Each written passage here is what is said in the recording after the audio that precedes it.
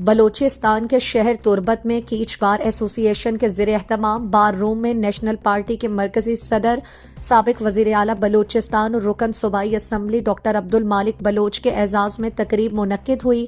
تقریب میں district bar کے صدر عبدالمجید شاہ اور جنرل سیکریٹری نیاز احمد نے انہیں خوش آمدید کہا۔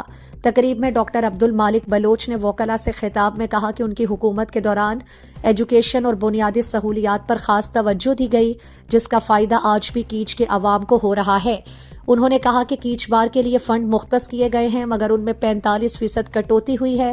انہوں نے وعدہ کیا کہ آئندہ ترقیاتی بجٹ میں کیچ بار کے لیے مزید 2 کروڑ روپے مختص کیے جائیں گے اور بار کلب کی تعمیر کے لیے سٹی پروجیکٹ کے تحت تعاون فراہم کیا جائے گا۔